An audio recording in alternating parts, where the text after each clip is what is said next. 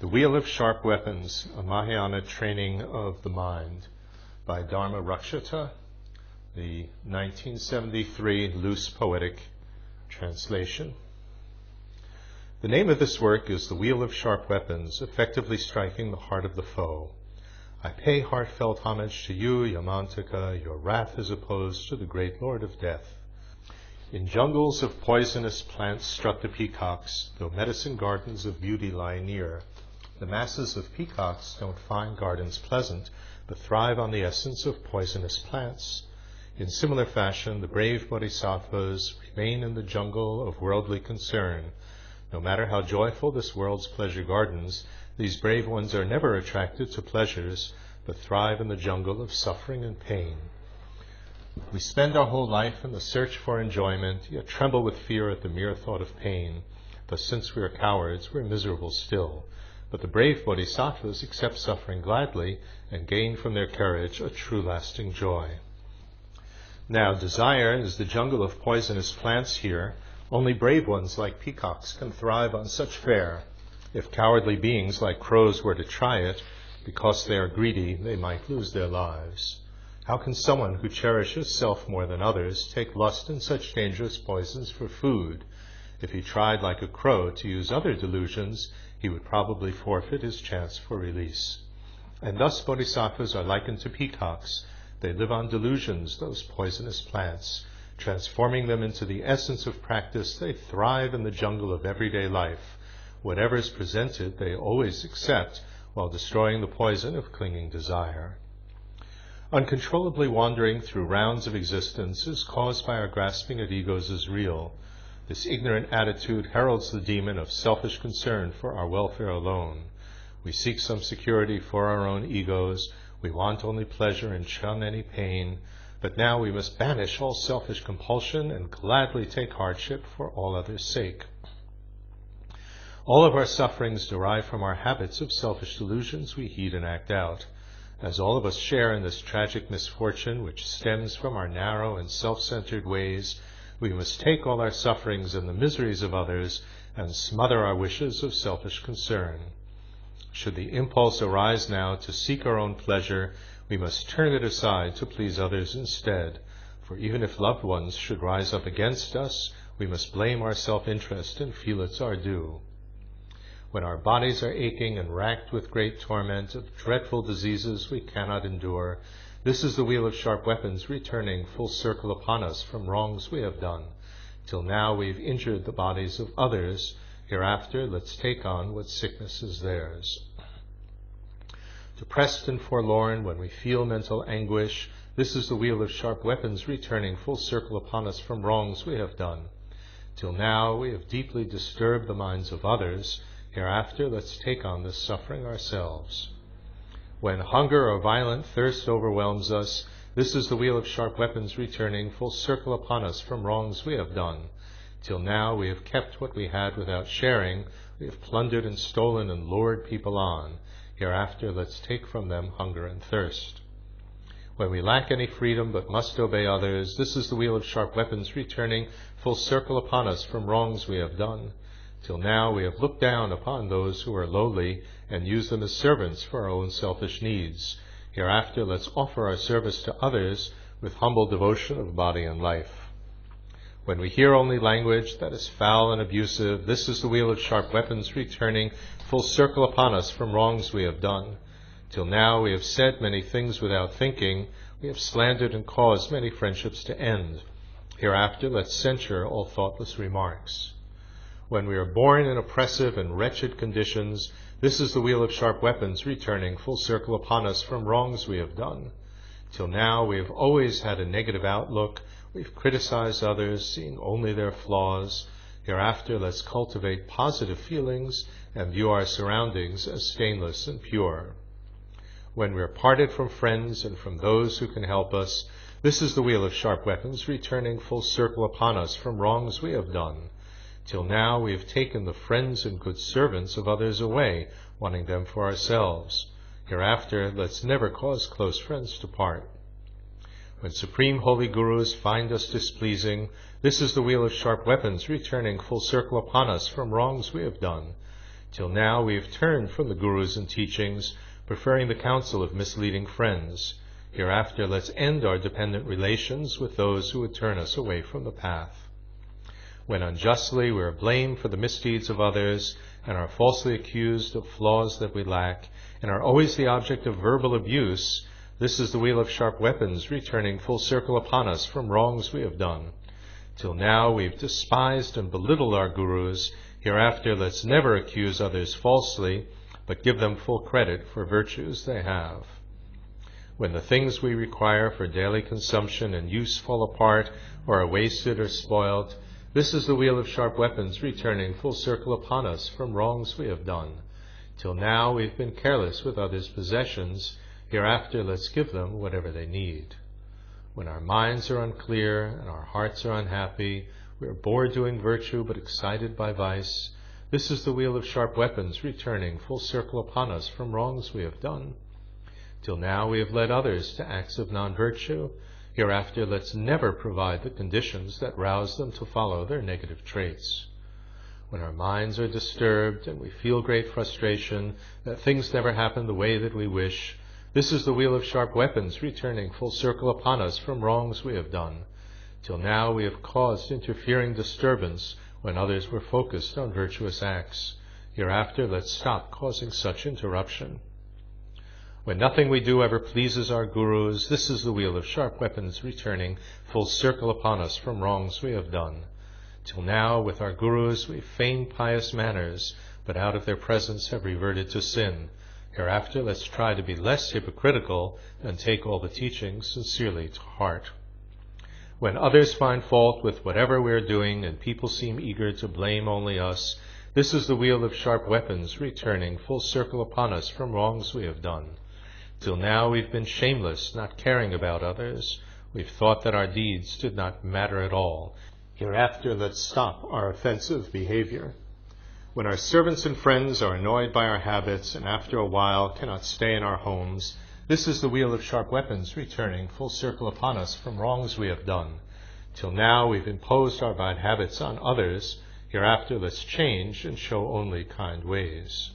When all who are close turn against us as enemies, this is the wheel of sharp weapons returning full circle upon us from wrongs we have done.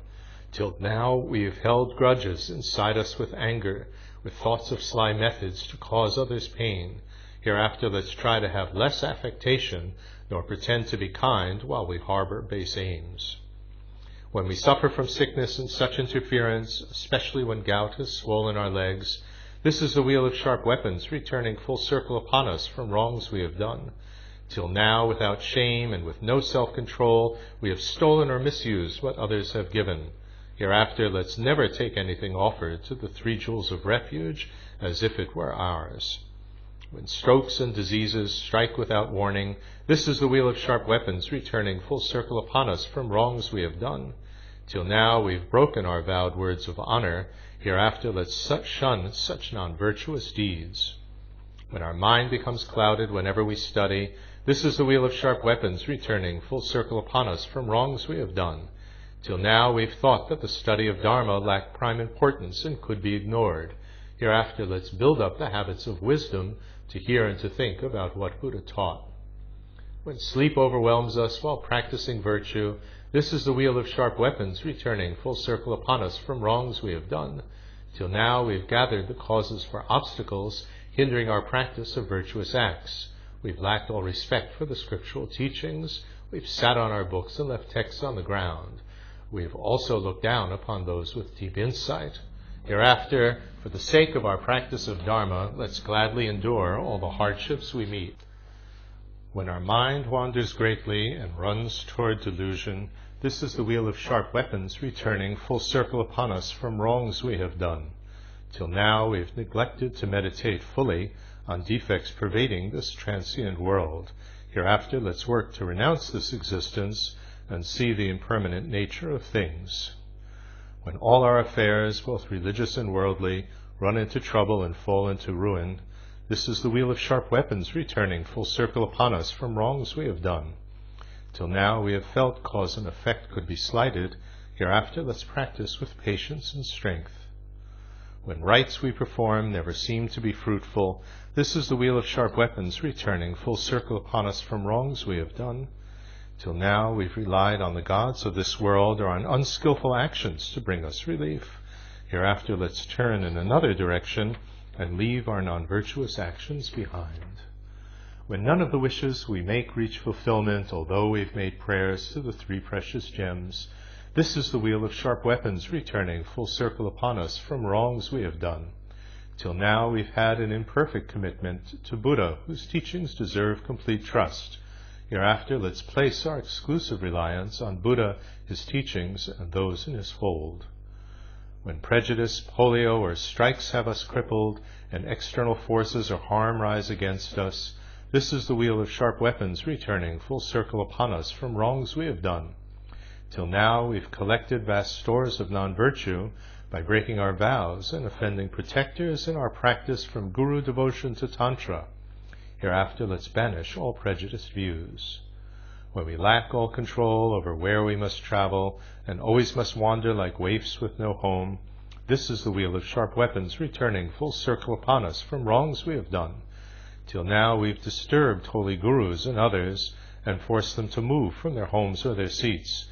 Hereafter let's never cause others disturbance by evicting them cruelly from where they reside. When the crops in our fields are continually plagued by drought, floods, and hailstones, insects, and frost, this is the wheel of sharp weapons returning full circle upon us from wrongs we have done. Till now we've failed to honor our pledges. Hereafter let's keep all our moral vows pure.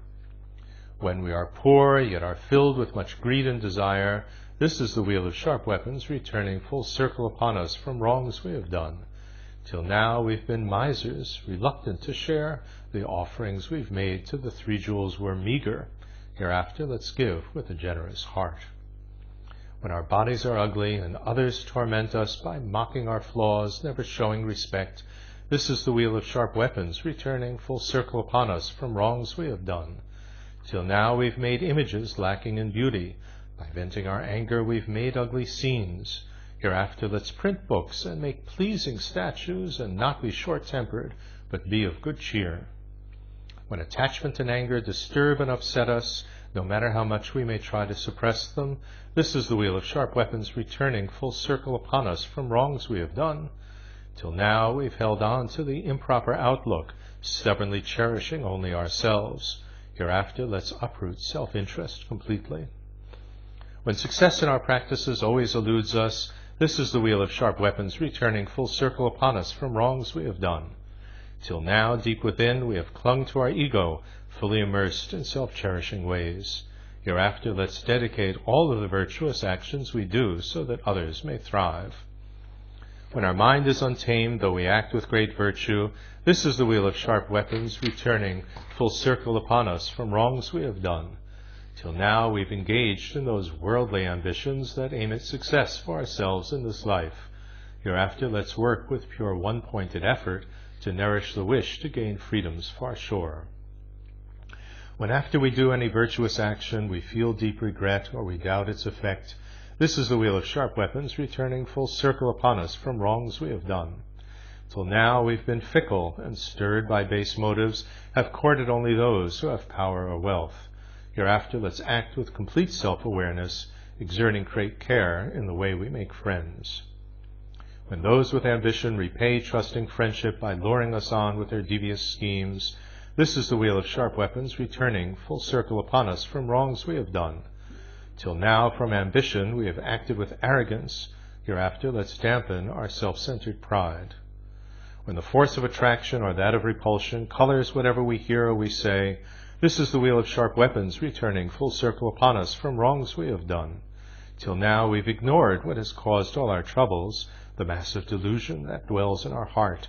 Hereafter let's try to abandon all hindrances, note their arisal, examine them well. When no matter how well meant our actions towards others, they always elicit a hostile response, this is the wheel of sharp weapons returning full circle upon us from wrongs we have done. Till now we've repaid loving kindness with malice.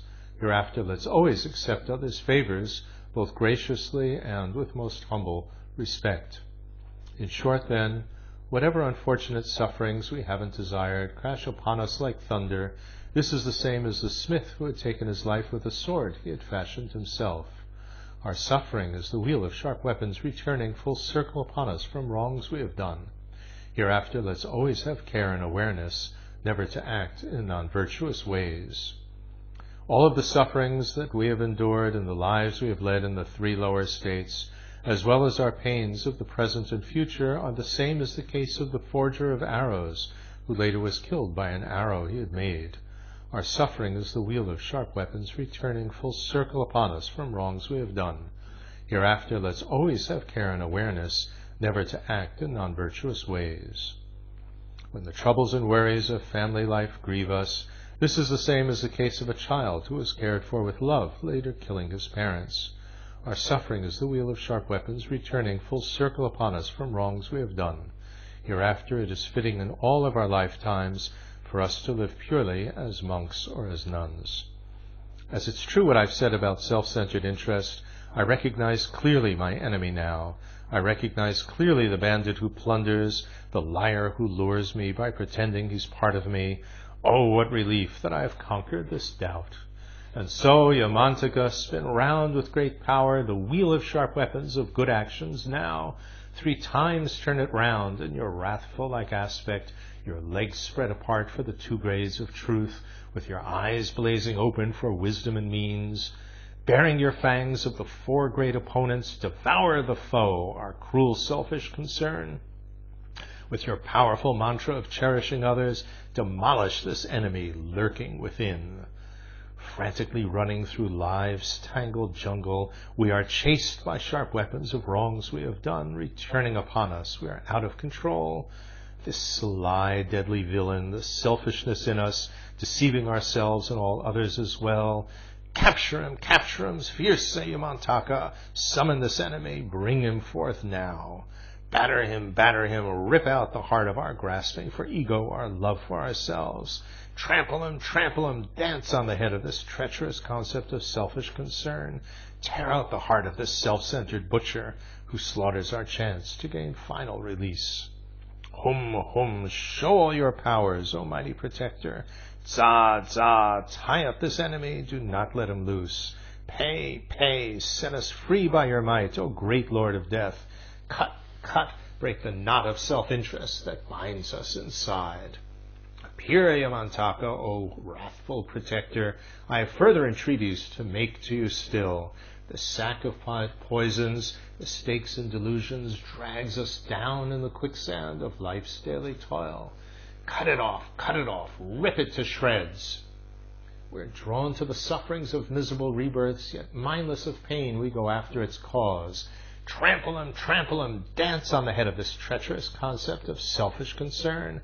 Tear out the heart of this self-centered butcher who slaughters our chance to gain final release. We have high expectations of speedy attainments, yet do not wish to work at the practices involved. We have many fine projects we plan to accomplish, yet none of them ever are done in the end. Trample him, dance on the head of this treacherous concept of selfish concern. Tear out the heart of this self-centered butcher who slaughters our chance to gain final release. Our wish to be happy is strong at all times, yet we do not gather merit to yield this result. We have little endurance for hardship and suffering, yet ruthlessly push for the things we desire. Trample him, dance on the head of this treacherous concept of selfish concern. Tear out the heart of this self-centered butcher who slaughters our chance to gain final release. With comparative ease, we develop new friendships, yet since we are callous, not one of them lasts. We're filled with desire for food and fine clothing, yet failing to earn them, we steal and we scheme. Trample him, dance on the head of this treacherous concept of selfish concern. Tear out the heart of this self-centered butcher who slaughters our chance to gain final release. We're experts at flattering others for favors, yet always complaining we're sad and depressed. The money we've gathered we cannot bear to part with. Like misers we hoard it and feel we are poor. Trample him, dance on the head of this treacherous concept of selfish concern. Tear out the heart of this self-centered butcher who slaughters our chance to gain final release. We've done very little to benefit someone, yet always remind them how much we have done. We've never accomplished a thing in our lifetime, yet boasting and bragging, we're filled with conceit. Trample 'em, dance on the head of this treacherous concept of selfish concern. Tear out the heart of this self-centered butcher who slaughters our chance to gain final release. We have many great masters and teachers to guide us, yet shirking our duty, ignore what they teach. We have many disciples, yet do not ever help them. We cannot be bothered to give them advice. Trample 'em, dance on the head of this treacherous concept of selfish concern. Tear out the heart of this self-centered butcher who slaughters our chance to gain final release. We promise to do many glorious deeds, yet in practice we give others minimal help. Our spiritual fame has been spread far and wide, yet inwardly all of our thoughts are repulsive, not only to gods, but to demons and ghosts. Trample 'em, dance on the head of this treacherous concept of selfish concern. Tear out the heart of this self-centered butcher who slaughters our chance to gain final release. We've read very little, heard only a few teachings, yet talk with authority expertly on voidness. Our knowledge of scriptures is pitifully lacking, yet glibly we make up and say what we like. Trample 'em, dance on the head of this treacherous concept of selfish concern. Tear out the heart of this self-centered butcher who slaughters our chance to gain final release. We have many attendants and people around us, yet no one obeys us nor heeds what we say. We feel we have friends in positions of power, yet should we need help, we are left on our own. Trample 'em, dance on the head of this treacherous concept of selfish concern. Tear out the heart of this self-centered butcher who slaughters our chance to gain final release. We've gained lofty status and ranks of prestige, yet our knowledge is poorer than that of a ghost. We are considered great gurus, yet even the demons do not harbor such hatred or clinging desire, or as closed-minded an outlook as we seem to have. Trample 'em, dance on the head of this treacherous concept of selfish concern.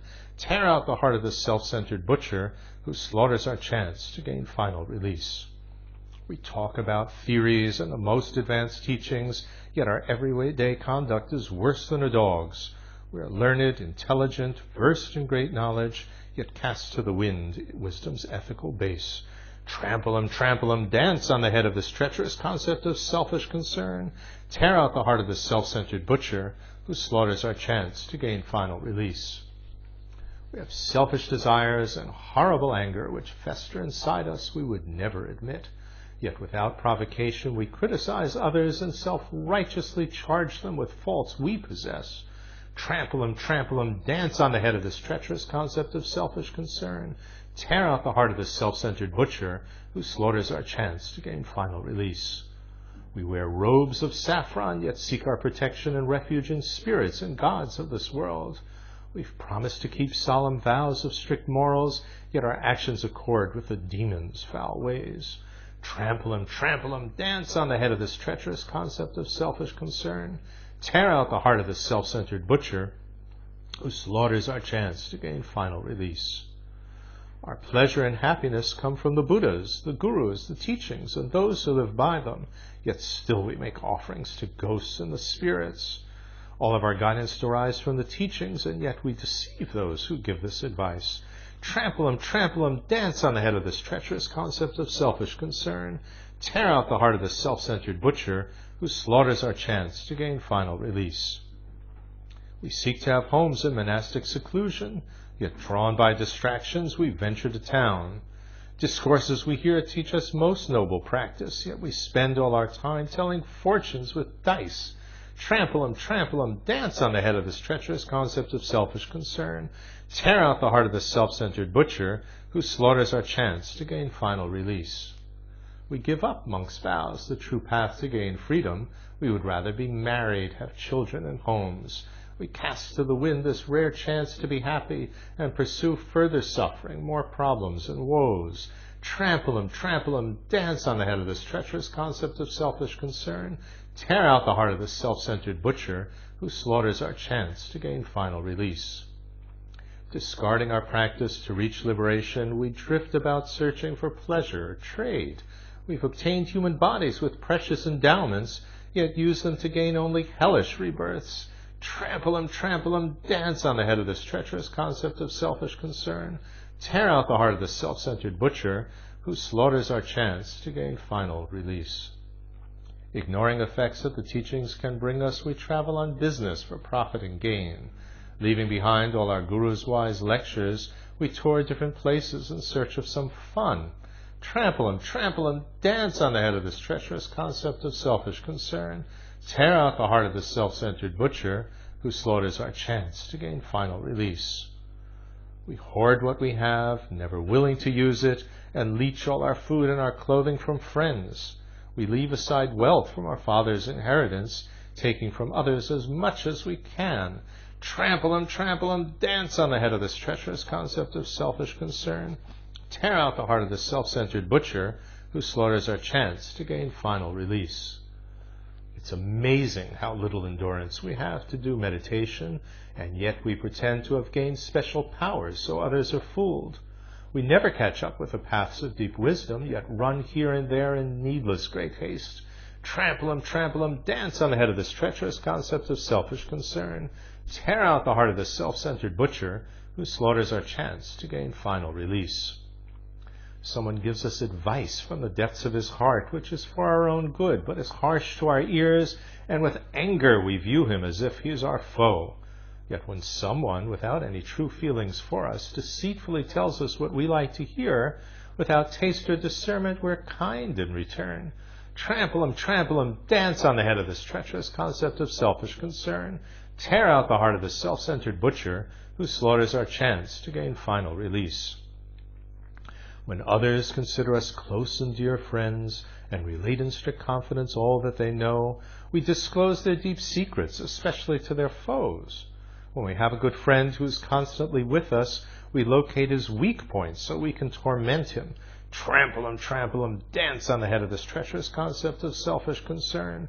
Tear out the heart of this self-centered butcher who slaughters our chance to gain final release. Our jealousy is strong, and whatever is said, we're always the skeptic. We doubt what is meant.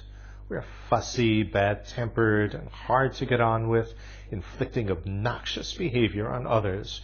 Trample him, dance on the head of this treacherous concept of selfish concern. Tear out the heart of this self-centered butcher who slaughters our chance to gain final release. When someone requests us to do something for him, we're never obliging, but think up instead clever, devious methods to do him some harm. When others concede and agree with our viewpoint, we do not acquiesce, we argue still more. Trample him, dance on the head of this treacherous concept of selfish concern. Tear out the heart of the self-centered butcher who slaughters our chance to gain final release. We do not pay attention to what others tell us. We're a trial to be with. We strain others' nerves. Our feelings are hurt at the slightest remark, and we hold grudges strongly. We never forgive. Trample him, dance on the head of this treacherous concept of selfish concern. Tear out the heart of this self-centered butcher who slaughters our chance to gain final release. We always are jealous of those of great status. We feel holy gurus are threats to avoid. Overwhelmed by attachment and ruled by our passions, we spend all our time lusting after young loves.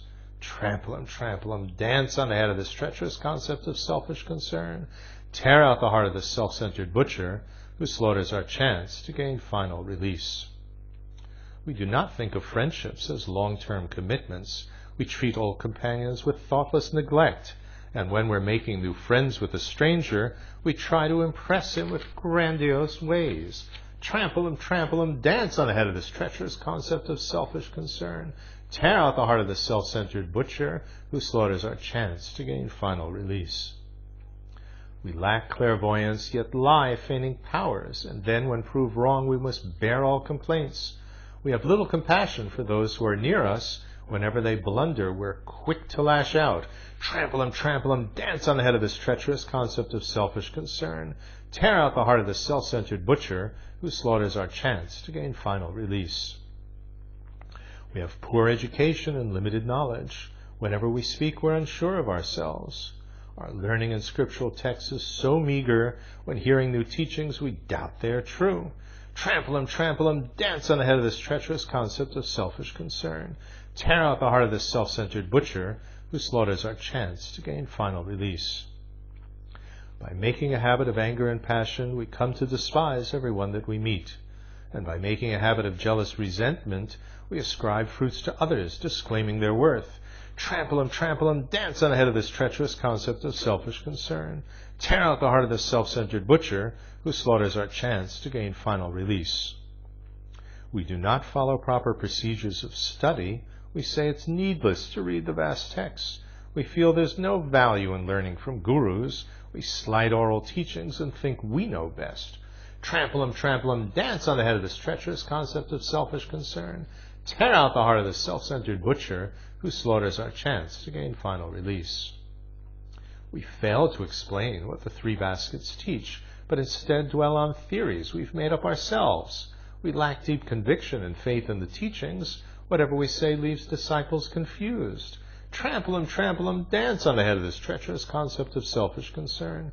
Tear out the heart of this self-centered butcher who slaughters our chance to gain final release. We do not despise actions unwise and immoral. Instead, we dispute and attempt to pick flaws in the excellent teachings and great masters' works. Trample 'em, dance on the head of this treacherous concept of selfish concern. Tear out the heart of the self-centered butcher who slaughters our chance to gain final release. We are never embarrassed when acting disgracefully. Only respectable deeds cause us shame. Trample 'em, dance on the head of this treacherous concept of selfish concern. Tear out the heart of this self-centered butcher who slaughters our chance to gain final release. All of the things we should do, we do not do even once, for improper behavior takes up all our time. Trample 'em, dance on the head of this treacherous concept of selfish concern. Tear out the heart of the self-centered butcher who slaughters our chance to gain final release.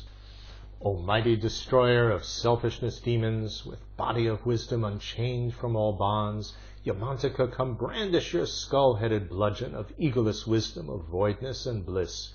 Without any misgiving, now wield your fierce weapon and wrathfully swing it 3 times round your head. With all of your fierceness, come smash this foul enemy. Burst ego concepts with your wisdom's great might. With your boundless compassion, protect us from suffering the miseries caused by our self-centered actions. Destroy all self-cherishing once and for all. With all of the sufferings that others experience, smother completely our selfish concern. The sufferings of others arise from 5 poisons. Thus, whichever delusion afflicts other beings, take it to smother delusions of self. Though we have not a doubt, for we recognize fully the cause and the root of mistakes we all make, if there's still left a part of our minds that would tend to support this delusion of self that we have, then destroy the firm hold of this part of our minds that against our true wishes makes fools of us still. As all that is wrong can be traced to one source, our concern for ourselves, whom we cherish the most, we must meditate now on the kindness of others. Accepting the suffering that they never wished for, we must dedicate fully our virtues to all. Thus, accepting ourselves all deluded non-virtuous actions that others have done in the past, in the present and future with mind, speech, and body, may delusions of others as well as our own be the favored conditions to gain our enlightenment, just as the peacocks eat poison and thrive. As crows may be cured after swallowing poison by a powerful antidote given in time, let's direct to all others our virtuous merit, that this may replenish their chances for freedom. May all sentient beings reach Buddhahood soon. Till the time when all motherly beings and I gain the perfect conditions for us to be Buddhas, though the force of our actions may cause us to wander through various realms in the 6 rebirth states, may we always be able to help one another to keep our aim fixed on enlightenment's shore. Then, for even the sake of but one sentient beings, may we gladly take birth in the 3 lower states. With enlightening conduct that never grows weak, may we lead all the beings in miserable rebirths out of their sufferings and causes for pain. As soon as we have placed ourselves into their realm, may the guards of the hells come to see us as gurus. May the weapons of torture they hold turn to flowers. May all harm be stilled, peace and happiness grow. Then may even hell beings develop clairvoyance and take higher rebirths as men or as gods. By developing strongly the wish to be Buddhas, may they pay back our kindness through heeding the teachings and regard us as gurus with confident trust. Then may all sentient beings of the 3 higher rebirths perfect meditation on egolessness. In this way, may they realize the non-self-existence of worldly involvement and freedom as well. May they place concentration on both of these equally, seeing their natures as equally void. If we practice these methods, we shall soon overcome our true enemies, selfish concern and self-love. If we practice these methods, we shall overcome also false concepts of ego we hold to be real. Thus, by joint meditation on egolessness and on non-dual wisdom of voidness and bliss, how can anyone not gain the causes to win a Buddha's physical body and its fruit, Buddhahood? O mind, understand that the topics discussed here are interdependent phenomena all, for things must rely on dependent arising to have an existence. They cannot stand alone. The process of change is alluring like magic, for physical form is but mental appearance, as a torch whirling round seems a circle of flame. There's nothing substantial to anyone's life force. It crumbles apart like a water-soaked log. And there's nothing substantial to anyone's lifespan. It bursts in an instant like bubbles of foam. All the things of this world are but fog-like appearance. When closely examined, they fade out of sight. Like mirages, these things at a distance seem lovely, but when we come closer, they are not to be found. All things are like images found in a mirror, and yet we imagine they're real, very real. All things are like mist or like clouds on a mountain, and yet we imagine they're stable and firm. Our foe, our insistence on ego identities truly our own, which we wish were secure, and our butcher, the selfish concern for ourselves, like all things, these appear to be truly existent, though they've never been truly existent at all. Although they appear to be concrete and real, they've never been real, anytime, anywhere. They're not things we should burden with ultimate value, nor should we deny them their relative truth. As our grasping for egos and love for ourselves lack substantial foundations with true independence, how can they yield acts that exist by themselves? And then how can this cruel, vicious circle of suffering, the fruit of these actions, be real from its core? Although all things thus lack inherent existence, yet just as the face of the moon can be seen in a cup of clear water reflecting its image, the various aspects of cause and effect appear in this relative world as reflections. So please, in this world of appearances only, let's always be sure what we do is a virtue, and shun all those acts that would cause us great pain. When our bodies are charred in a horrible nightmare by the world-ending flames of a stellar explosion, although this ordeal is not actually happening, we nevertheless feel great terror and scream. In similar fashion, unfortunate rebirths in hells or as ghosts are not actually real, and yet we can fully experience their pain. Thus, fearing such suffering as burning alive, we must cease all these actions that yield this result. When our minds are delirious, burning with fever, although there's no darkness, we feel we are plummeting further and further into a black pit, with the walls pressing closer the deeper we fall. In similar fashion, although our dark ignorance lacks self-existence, we nevertheless must by all means break out of its strangling constriction by putting the 3 kinds of wisdom to use. When musicians are playing a beautiful melody, should we examine the sound they are making, we would see that it does not exist by itself, but when we're not making our formal analysis, still there's a beautiful tune to be heard, which is merely a label on notes and on players. That's why lovely music can lighten sad hearts. When we closely examine effects and their causes, we see that they both lack inherent existence. They cannot stand alone, either whole or apart, yet there seem to exist independently rising and falling events, which in fact are conditioned by various forces, components, and parts. It is this very level on which we experience birth and our death and whatever life brings. So please, in this world of appearances only, let's always be sure what we do is a virtue, and shun all those acts that would cause us great pain. When a vase has been filled by the dripping of water, the first drops themselves did not fill it alone, nor was it made full by the last several drops. It was filled by an interdependent collection of causes and forces that came all together, the water, the pour, the vase, and such things. It's precisely the same when we come to experience pleasure and pain, the results of our past. Effects never come from the first causal actions, nor do they arise from the last several acts. Both pleasure and pain come from interdependent collections of forces and causes combined. So please, in this world of appearances only, let's always be sure what we do is of virtue, and shun all those acts that would cause us great pain. When not making formal dissections with logic, merely letting life's happenings flow freely on, although we experience feelings of pleasure, in ultimate truth, this appearance of happiness lacks self-existence, inherently real. And yet, on the everyday operative level, this seeming appearance has relative truth. To understand fully this deep, profound meaning for slow-minded persons, alas, will be hard. And now, when we try to do close contemplation on voidness, how can we have even a feeling of conventional truth at the very same time? Yet what can there be that has true self-existence? And what can there be that lacks relative truth? How can anyone anywhere believe in such things? Just as objects of voidness are non-self-existent, the voidness of objects itself is the same. The shunning of vice and the practice of virtue are likewise devoid of all mental constructions, that they are independent, self-contained acts. In fact, on the whole, they are lacking completely all mental projections and all preconceptions. Thus, if we can focus our clear concentration on voidness without our mind wandering astray, then truly we shall come to be wondrous beings with a deep understanding of the most profound void. By practicing this way the two bodhicittas of the ultimate and the conventional truth, and thus by completing without interference collections of insight and merit as well, may all of us quickly attain full enlightenment, granting what we and all others have wished.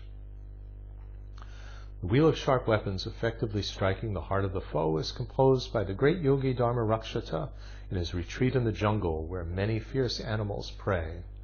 What this great yogi, the possessor of vast scriptural knowledge, the full powers of knowledge, and deep profound insight has written here is the essence of the teachings of all his holy gurus. He always practiced in accordance with this essence in his fearsome jungle retreat during the degenerate age in which he lived. From among his many disciples, Dharma Rakshata transmitted these teachings to Atisha, and Atisha practiced them wherever he traveled in order to tame those who were most wild. When Atisha developed true insight into the two bodhicittas through these teachings, he composed the following verses. I went through much hardship abandoning royalty, but by collecting much virtuous merit, I met my true guru, Dharma Rakshata. By showing me these supreme nectar-like teachings, he has granted me sovereignty over my mind, so that now I have attained all the forceful opponents, having memorized fully these words he has taught. Although I do not favor a partisan viewpoint, whenever I study the various teachings, I always make efforts to broaden my wisdom, to see boundless wonders in every tradition. Yet I have to admit that these teachings especially have been of great help in this age of decay. From among his many unimaginably great disciples in both India and Tibet, Atisha transmitted these teachings to Upasaka Dromdumba, who had been prophesied to be his most fitting disciple by many of Atisha's meditational deities, such as Tara. Atisha transmitted these teachings to Dromdumba in order to pacify the minds of the disciples of remote Tibet who were difficult to tame. This work has been translated from Sanskrit into Tibetan by the fatherly Atisha himself and his spiritual son, Dromdumba.